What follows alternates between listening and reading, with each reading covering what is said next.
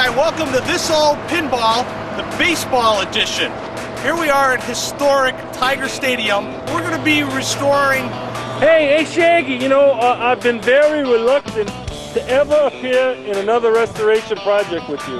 Why is that? Well, ever since our last project, restoring a pinball machine, I vowed never to see you ever and ever again. So I forgive you when you told me we'd be restoring a baseball park. Tiger Stadium, what a great place. All the history, over 100 years of greats. Ty Cobb, Babe Ruth, Ted Williams. Norm! Shoot! Hey, don't interrupt me. You interrupt me all the time. Just shut up. All right?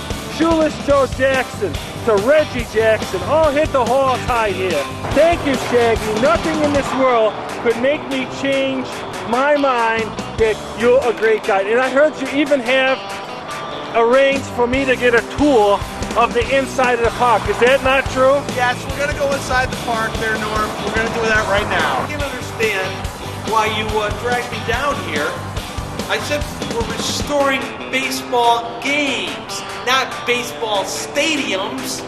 Oh, you know, I spent a lot of money here. We're going to help restore this place, and I've got a lot of money invested. We're going to turn the stadium back into all the green seats here. We're going to take an old-fashioned scoreboard up there, put the championship spark plug back up in there. Norm, we're not restoring Tiger Stadium. We're restoring baseball games. You're not like one of them stupid pinball games, are you? Yes, exactly. Oh, come here. You know, I'm a pretty Christian guy and all that, but you know, I don't like to fight. You fought me that last time. I didn't think it was very Christian, but you know, come here, Shaggy. I wanna. Look, I'm gonna kick your ass. I'm gonna kick your ass.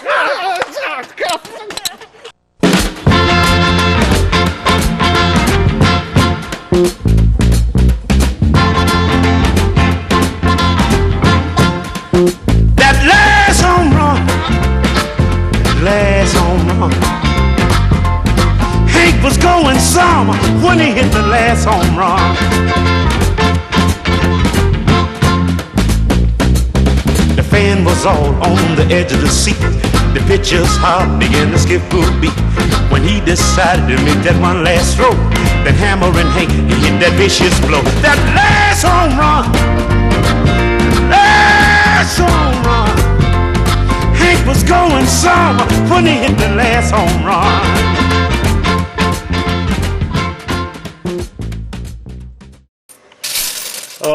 Shaggy, what the hell are you doing with my slot machine? Nothing? You want another broken tooth, misplaced tooth? Let's see a smile now after our last fight. Oh, very pretty, very pretty. So you're coming here to my house to deal with baseballs and you're stealing money out of my slot machine. I wasn't stealing money. I was just You're putting play. it in, yeah. I was putting it in. Let's see what's in your pocket there. These are just more quarters I didn't put in. Yeah, we'll put it back. Really put the rest back in there. But anyways, we're gonna. You know, we got in that fight. You broke my glasses. You messed up my teeth. And but anyways, we're getting past that, and now we're going to talk about the history of pitch and bat mechanical animation games, mostly baseballs, and we're going to restore some games. How about my shortstop? We're going to do that? No, we're not going to do your damn shortstop. How about my bowling game? No. Then we ain't doing shit, I'll tell you. We're going to break more of your teeth is what we're going to do. While Shaggy is passed out drunk on the couch, we're going to start restoring a game. This is the game I put just about 4 years ago. We started restoration on it and then been left alone for a while. I can go through and show you how to paint this, plug some of those holes, repaint this, and make this look appreciable better. Plug these holes. I'm not going to use a wood filler. I'm going to use epoxy. There's a stick that's got a 2-part epoxy, resin, and a filler, and an accelerator. And we're going to mix this by hand, plug those little holes up, let them set, and then we'll do some painting. This epoxy is really nice because as it's setting up, you can roll it with like a roller made out of a Q-tip. You can wet it and you can smooth it so you have no sanding whatsoever after. Because you don't want to sand this, you're going to scratch this wood up in this paint, ruin it. So get the smoothest surface you can. You can see that after we plug those up, you know, the door is improving already. We're going to do the blue first, and as you see that lightly sanded it, and then we're going to mix some acrylic craft paint. You can see it's going to take a little while. We use about 3 different blues, a little white and yellow in here. We're going to try to match this and paint this here. We're starting out in the blue here. We're getting a color that's pretty close. It's going to take some time to match this properly. We fill in all the areas where paint is necessary, all the chips and scratches. We wipe off the excess. It sort of fills everything in. It camouflages everything. While this is still a little wet, we wipe it off. And come back later, we'll put some detail. It still may be a little too bright. We may smudge this a little bit, and a little later make it a little more aged. Now what I'm going to do is start to camouflage what I've just done. I've taken a small brush, mixed up some paint. I took a little white, a little bit of blue, and I thinned it heavily. What I'm going to do is recreate all those little dots that are in here. You can see all the blue has been added. All the little stippling with the white has been added. It's a diluted white, and it's coming out kind of nice. Still a little bit too harsh. Colors are a little too bright and perfect, so we'll tone those down with a rag with some yellow and a little green in there. Wipe it over, smear it, and it'll age it a little bit. I'm going to take that rag with a little green in there and rub it into here, and it's going to age it a little. Just smear it, just like all aging would look like if the machine was sitting around and used. Here's the finished product on the blue. So we added some base coat there, and we did the yellow, the white, and the orange. We're going to modify that a little more, then we'll speckle it, age it, then we'll buff all that chrome pieces there, and we'll be done. Next, I hand speckled all the yellow with a mixture of white, yellow, blue, and a lot of water. And it sort of pulls it all together. Even though some of these colors ain't perfect, we're going to go ahead and then treat this with that green paint again, and then we should be done. So last step, I took some dirty paint, I made it green, I made some brown, black, and smudged it in there, and sort of looks kind of uniform. Take a pencil and write a couple phone numbers in there to make it really authentic. I'm going to think about doing that. When you're headachy and feverish with a cold, take Alka-Seltzer to help you feel better while you're getting better. Try it. Shaggy has resurrected from the dead. He's now sober and back in playing here. But this is a ball bowler plate. I think it's a Chicago Coins. Am I right? I may be right. Anyways, we're going to make a entrance plate because the one on that is missing. And what we've done is you're going to use that and cut it to size and cut the ends off, make a couple holes, buff it, and remove all the graphics.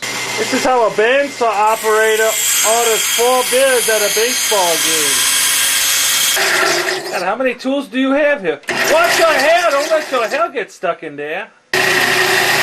One more time to the polishing wheel.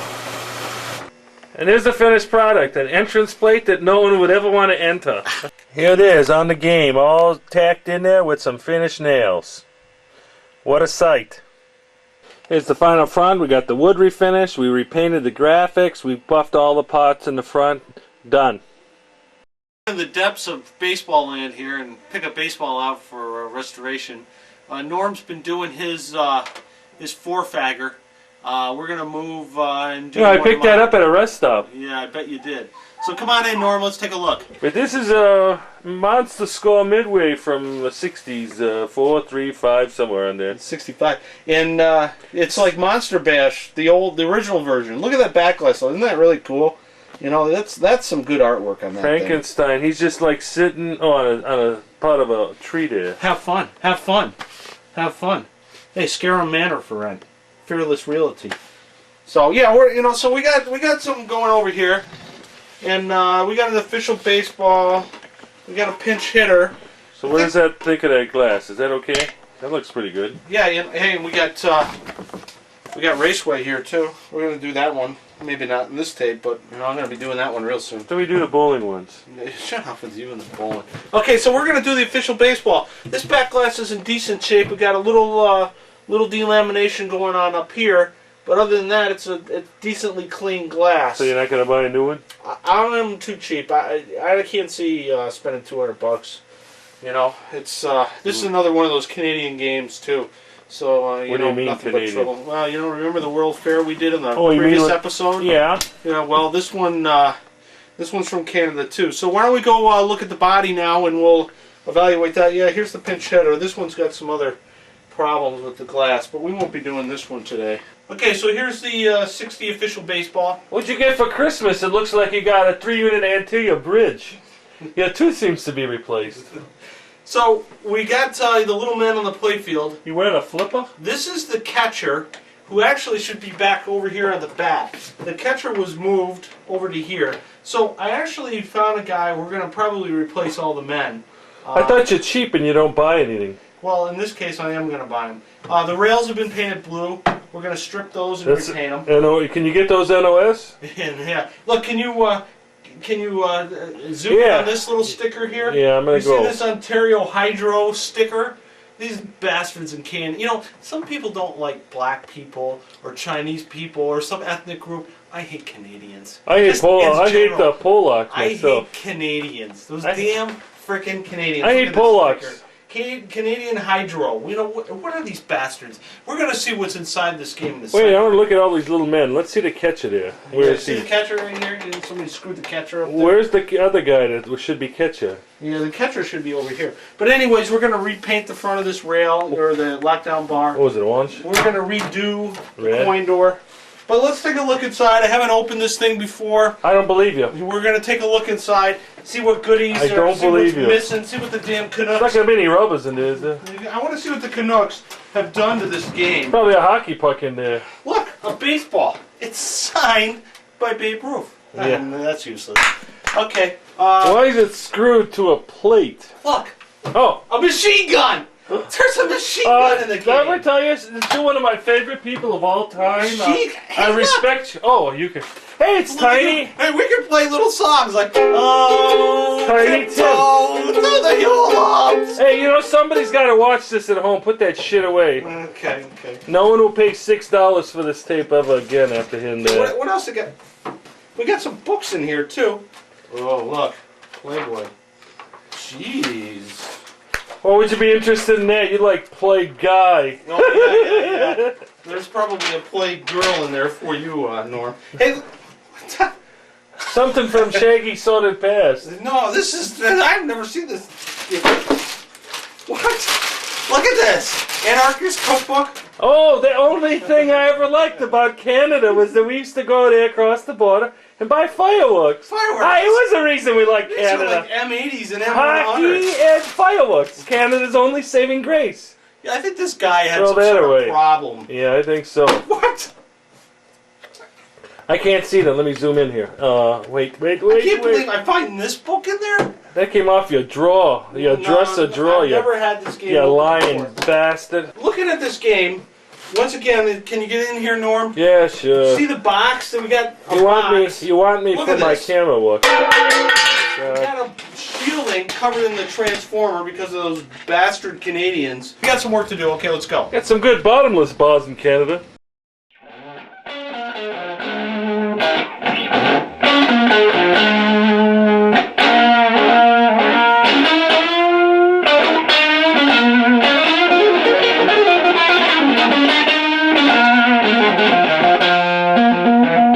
Shaggy! Hey! Were you on LSD flashback? Shaggy? Yeah, I'm back. So what are we gonna do now? We're gonna work on some games. What kind of games? Baseball. That was pretty damn scary, Shaggy. Don't ever let that happen again.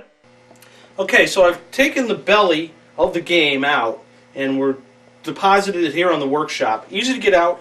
2 screws, just 2 large slot head screws that come undone, and then some connectors, the playfield connector, knocker connector, coin door connectors. They just all pull right out. Okay, and then the first thing we did is take the aluminum shrouding off from around the transformer, that Canadian hack job. The power cord on Williams games goes to a little terminal block here at the back of the game. We originally had this connected to the transformer. It could go on the transformer on Godly, but on Williams games they have this terminal block. I was misdirected by the Canadians. The Canadians actually had the power cord connected directly to the transformer. The problem with that is it misses the on-off switch in the game, and it also goes completely around all the fuses.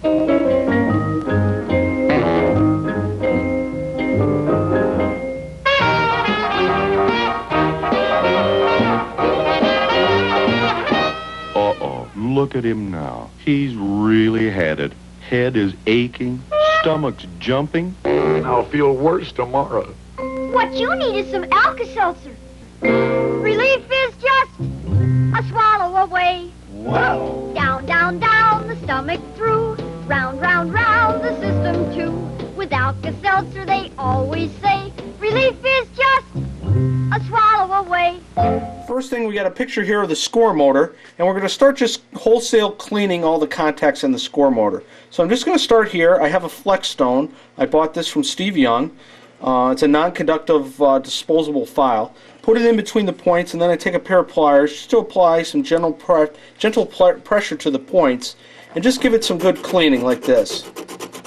That's all I'm going to do, and then I'm going to move to the next one, and I'm just going to keep going down the line. And I'm going to do a bunch of these, and I'm going to get them nice and clean. The other thing that I should do, probably should have done that before I started cleaning them, is check the tightness of the switch stack screws. There's a screw on each switch stack, and there's a bunch of Bakelite connectors, and with time the Bakelite can dry out and shrink, which means these screws will become loose. So like when you're a man, you get old, you dry out and shrink, huh? Yeah, exactly. So you could tell the general health of the game just based on how dry these stacks are, i.e. how much you got to tighten the screw. So watch, I've not tightened the screw before. So look, it's pretty tight. It went maybe 1/8 of a turn. So that means that the overall health of the switches is probably pretty good, in that we probably won't have to do too much adjusting to the switch contacts themselves. Because once the Bakelite adjusters dry out, that means the switches, they're totally change gap because they get slop in them. So you tighten them back down, you make them tighter, and we probably have to adjust some switches, but there's no way around that. You're probably not going to have to adjust more than 1% of the switches in the whole game. But here's a properly adjusted switch. See, there's nice gap in there when the switch is open, and then as it closes, you can see this upper blade give as the switch closes. And you want it to give a fair amount. That way the two contacts have kind of a wiping motion that keeps them clean, and it also provides good tension on the two contacts so that they make good contact. We've cleaned all the switches in the game. The next thing to work on are the stepper units.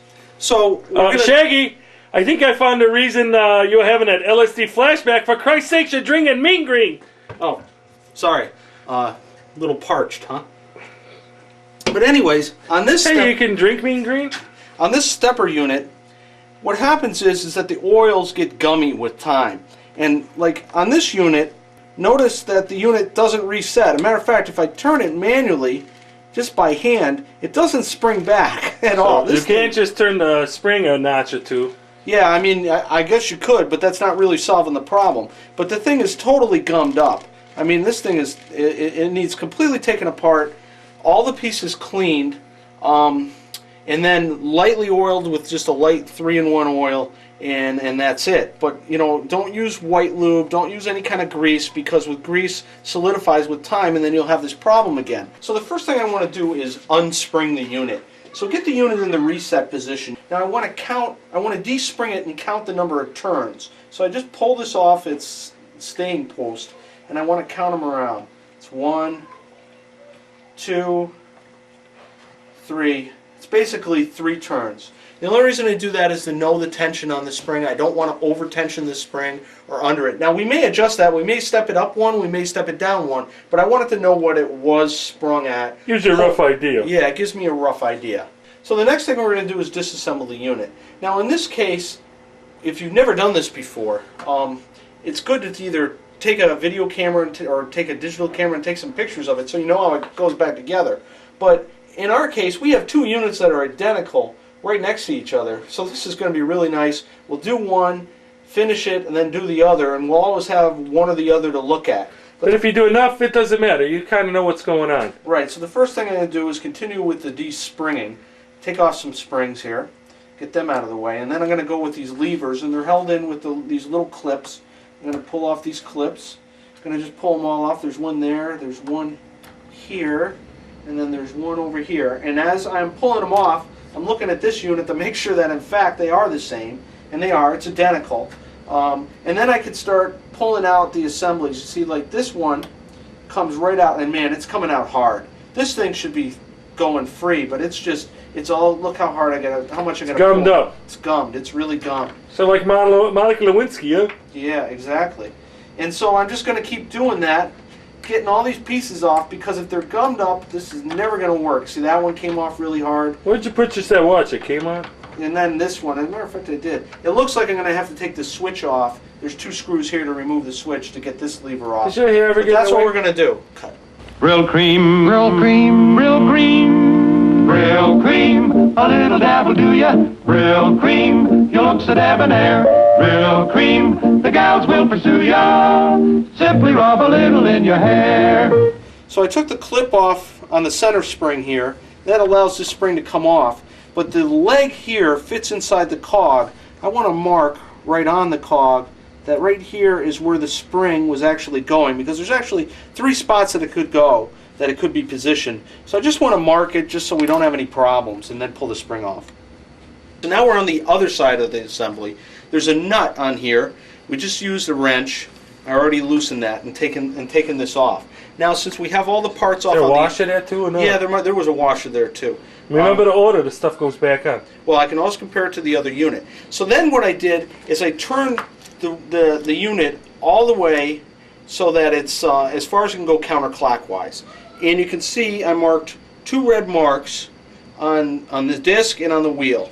So the wheel is all the way counterclockwise as facing from this side, and these guys are lined up. Then this thing will come off, and you might have to use a screwdriver in here to pry it off. This one came off really hard.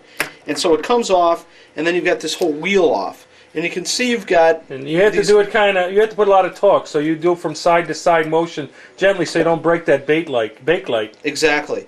And you can see each one of these springs, we're going to clean this with a 1200 grit sandpaper. Each one of these feet, we're going to clean those. But now, once we have all the parts off this side, we have the disc off this side, the whole wheel will just pull off. We got this spacer comes out. Look at all that grime on there. Yeah, and then this whole assembly will just come right out.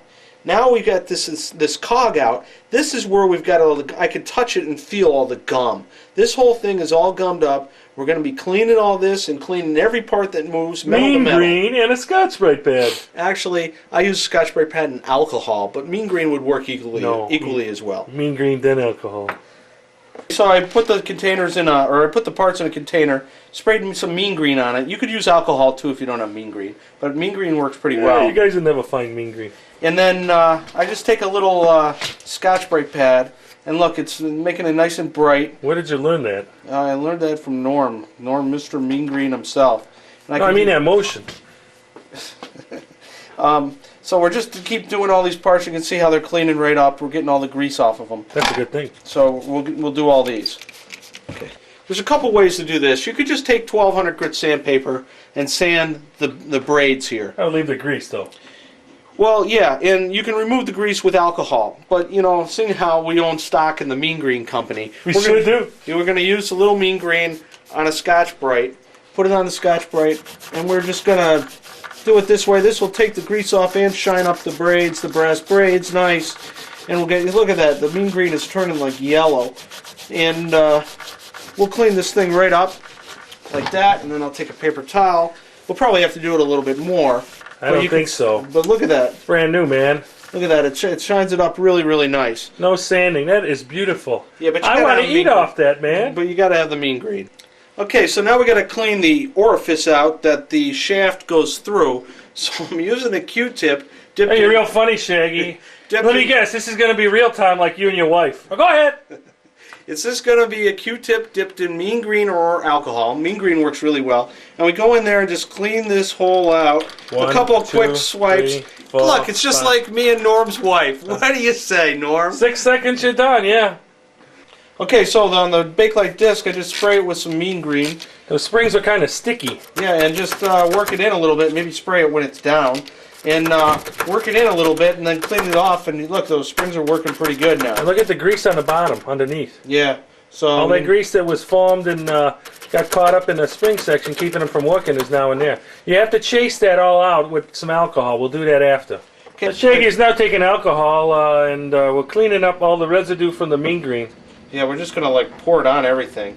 Just get it to get it. Just like a chain, your weakest link is going to bring you down. So Shaggy's making sure that he's cleaning every part in here. You got all these little switches, connector arms, springs. You can see that arm does not move freely at all. It's got to. You got to get that mean green or some solvent behind it to clean inside there and allow free movement of that arm. Otherwise, you're going to be hung up with the grease. The grease is all underneath. You take that solvent, put it behind, and work it inside. Okay, so I removed the coil stop on the coil underneath it, took the coil down and got the plunger out. And then I'm going to clean the plunger. Ideally, I'd like to replace The sleeve? the sleeve in the coil, but this is an aluminum sleeve, which they used in the 50s. You can't get